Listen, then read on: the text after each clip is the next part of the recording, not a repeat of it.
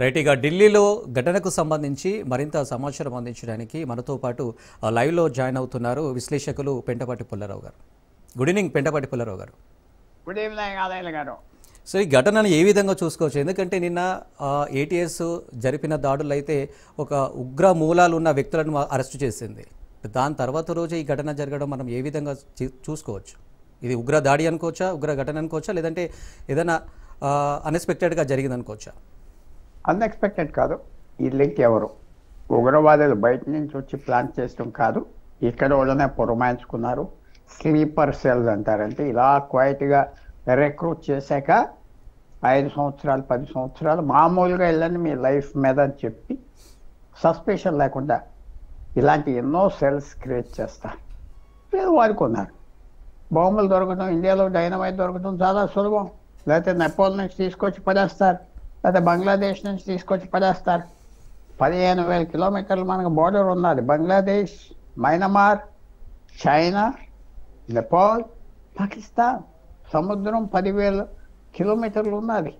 ఎవరు అప్ చేస్తారు భారతదేశానికి? పూర్తి దుష్మన్తో మనకి వ్యతిరేకం ఉన్నది. అందరూ ఏడుస్తున్నారు.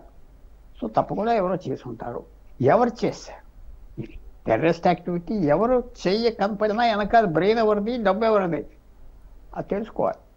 భారతదేశానికి తప్పదు.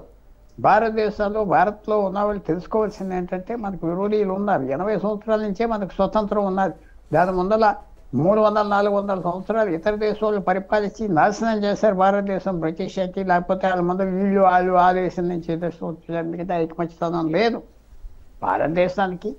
ఇప్పుడు టెక్నాలజీ వల్ల, పక్క దేశాల ఈర్ష్యా కోపం వల్ల మన మీద చేస్తున్నారు.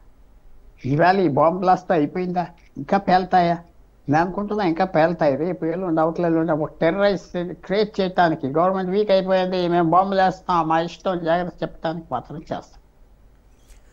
తర్వాత పట్టుకుంటున్నా మంచి ఆఫ్ చేయడం చాలా కష్టం.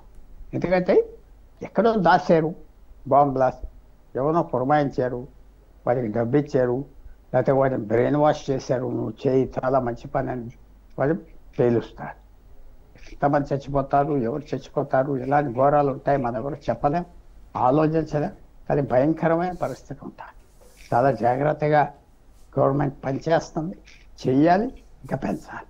ప్రజలు కూడా అర్థం చేసుకోవాలి. మనకి దుష్మన్స్ ఉన్నారు పూర్తిగా. ఊరుకునే వెళ్ళి ఎలక్షన్ టైంలో ఓట్లు అమ్ముకుని దొబ్బటం కాదు, లేకపోతే ఇది కావాలి అది కావాలని తిరగటం కాదు. చాలా ప్రమాదమైన పరిస్థితి భారతదేశం.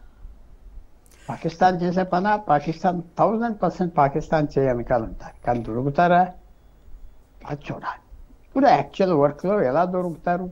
పెట్టుకోవడం పట్టేయాలంటే చిన్న విషయం కాదు. ఆ కెమెరాస్ దాక్కుని వచ్చేదా? ఎలా కెమెరాస్ ఉన్నాయా పెట్టిన టైంలో? ఇవన్నీ చాలా పెద్ద ప్రశ్న. జాగ్రత్తగా చేస్తారు. వాళ్ళు కూడా టెక్నాలజీలో ఇంప్రూవ్ అయిపోయారు. సో ఇది చాలా పెద్ద బర్డెన్ భారతదేశానికి. దీంతో అవ్వదు. ఏమొస్తుందో ఫ్యూచర్లో మనం చెప్పలేం. ఇది మనకి వచ్చిన ప్రాబ్లం ఏంటంటే మన స్నేహితులను ఏరుకోగలం, నేబర్స్ని మనం ఏరుకోలేం కదా. మీ పక్కన వచ్చి ఎవడో అపార్ట్మెంట్ కొనుక్కుంటే మీరేం చేస్తారు? మీరు సహించాలి, భయపడాలి, జాగ్రత్త పడాలి, లేకపోతే అక్కడి నుంచి వెళ్ళిపోవాలి ఖాళీ చేసి చెడ్డోడైతే. సో ఈ భారతదేశానికి అలాంటి పరిస్థితి ఉండాలి. మనం చాలా జాగ్రత్తగా డీల్ చేసినా కొంచెం అదృష్టం కూడా కావాలి. దొరకాలి ఎవరు చేశారు. దొరికితే చాలా వరకు మనం పట్టుకుంటాం, దొరికితే చాలా వరకు స్పీడ్గా వెళ్తాం. సో ఈ వచ్చే రేపు ఎల్లుండి అవతలెల్లుండా ఎంత అదృష్టం మనకు ఉంటుంది. స్కిల్ ఉన్నది గవర్నమెంట్ దగ్గర, కానీ స్కిల్ చాలు. వాళ్ళు చేసిన తప్పు 1-2 ఉంటే దొరికిపోతారు. దొరికేక మనం కథంతా చదువుకోవచ్చు. దొరికేక మనం కన్స్పిరసీ కుట్రంతా బిల్డప్ చేయొచ్చు. దొరకకపోతే ఊహాలే, అలా పెట్టాడు, ఆరు పెట్టాడు, ఆరు బుద్ధి చెప్తావు కాదు. ఎవరు పెట్టాడు, ఎవరు కాల్చారు? స్లీపర్ సెల్స్ చెప్పాను కదా, పడుకొని ఉన్నారు ఇలా 5-10 సంవత్సరాలు బట్టి.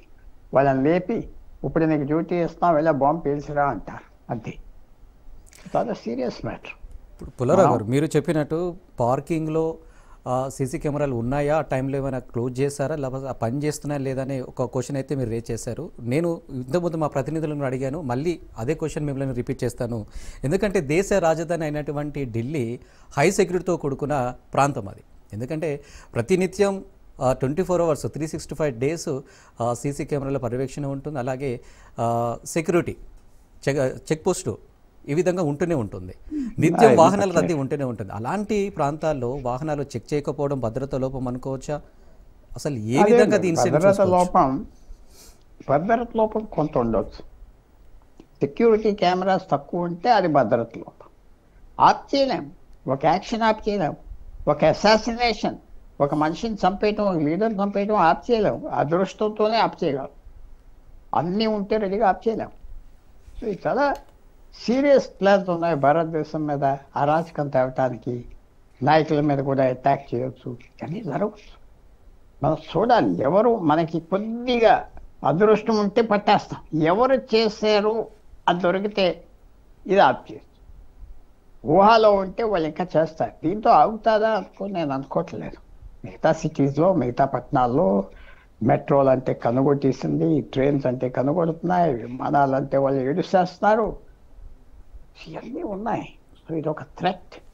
మేము చేస్తాం, జాగ్రత్త అని చెప్తాను. ఇది 10 మందితో ఆగదు. సో ఇది సెక్యూరిటీ ఫోర్సెస్ని వాళ్ళని బ్లేమ్ చేయడం కూడా కరెక్ట్ కాదు. వాళ్ళు కొంతవరకు చేయగలరు, అంతా చేయలేరు, అంతా ఆప్ చేయలేరు. ఏ దేశం ఎవరో వచ్చి చేస్తాడు ఒంటరిగా క్రైమ్. సో ఇది నేను చెప్పే మాట కొంచెం ఆశ్చర్యంగా ఉండవచ్చు. ఎంత టెక్నాలజీ ఉండదా, అన్నీ ఉండదా, కొంచెం మనకి లక్ కూడా కావాలి. ఎదరవాడు ఒక మిస్టేక్ చేసేదా, అది చేస్తే పడితే ఇవన్నీ మళ్ళీ ఆప్ చేయొచ్చు, మళ్ళీ బాగా చేసుకోవచ్చు. అది మనం ఎదురు చూడాలి. ఏమైనా దొరుకుతుందా, ఎవరు చేశారు అది చూడండి. ఇప్పుడు ఈ ఘటన చూసుకున్నట్టయితే ఇటు కేంద్ర ప్రభుత్వాన్ని కావచ్చు, ఇటు రాష్ట్రాల ప్రభుత్వాలను కావచ్చు, లేదంటే ప్రజలను భయభ్రాంతులకు గురి చేయడానికి ఈ ఘటన చేశారనుకోవచ్చా? లేదంటే మనం పెహల్గాం దాడి తర్వాత అంతకు మించి దాడి ఉండబోతుందా? మన దేశానికి ఏమైనా ముప్పు ఉంటుందా?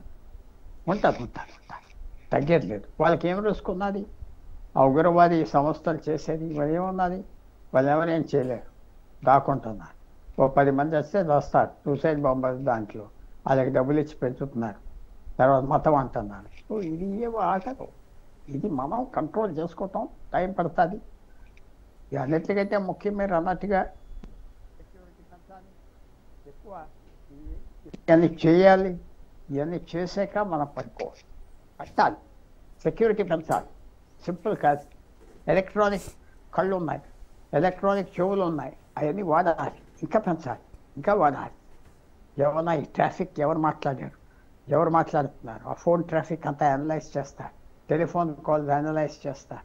ఎక్కడి నుంచి వచ్చినాయి కాల్స్, ఎక్కడ వచ్చింది, పెట్టిన టైంలో ఏమేం కాల్స్ వచ్చింది, అది వెళ్ళి పెట్టానండి అని అక్కడి నుంచి ఫోన్ చేసి చెప్పాడు దొంగ, ఎప్పుడు పెట్టాడు, మాటలన్నీ ఇప్పుడు పడటానికి ప్రయత్నం చేస్తారు. కొద్దిగా నేను చెప్పేది ఎంత పర్ఫెక్ట్గా ఉన్న సెక్యూరిటీ కొద్దిగా లక్ కావాలి మనకి.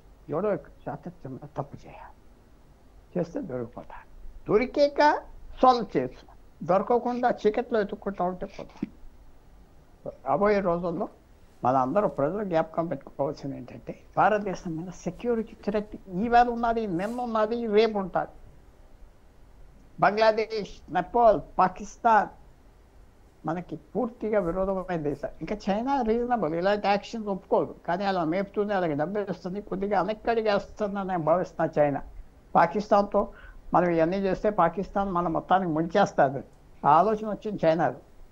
పాకిస్తాన్తో ముంచేస్తుంది, భారతదేశంతో వాళ్ళ మీద ఉన్న విరోధం ఏదైనా చేస్తుందని ఆలోచన వచ్చింది.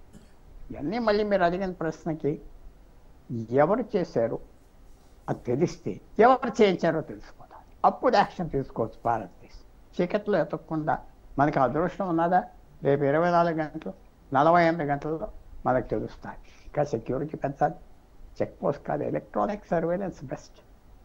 ఎలక్ట్రానిక్ సర్వేలెన్స్ కెమెరాస్, దాసిన కెమెరాస్ లక్షలు పెట్టి పబ్లిక్ ప్లేసెస్లో క్యాప్చర్ చేయాలి. ఎవడైనా వచ్చేదా, facial recognition technology, mobile views అన్నీ ఉన్నాయి. టెక్నాలజీ తక్కువ లేదు, అది వాడాలి. అదే సెక్యూరిటీ. ఏదో సోల్జర్ తుపాక్తో ఉన్నదంటే ఆయన తప్పుకొని పోతారు. సో ఆర్టిఫిషియల్ ఇంటెలిజెన్స్ వాడి, కంప్యూటర్స్ వాడి, ఎలక్ట్రానిక్స్ వాడి, మన బ్రెయిన్స్ వాడి పట్టాలి, ఆప్ చేయాలి. ఇప్పుడు ఎవరు చేశారో అది ప్రశ్న. అనిల్ గారు, వాడు దొరికితే మిగతా అన్నీ సెటిల్ చేసుకో. అది ఈవేళ నేను అనుకున్నాను మన సెక్యూరిటీ ఫోర్సెస్ వాళ్ళు చేశారు వీళ్ళు చేశారు స్టేట్మెంట్స్ కాదు, కాంక్రీట్గా పట్టుకోగలరు.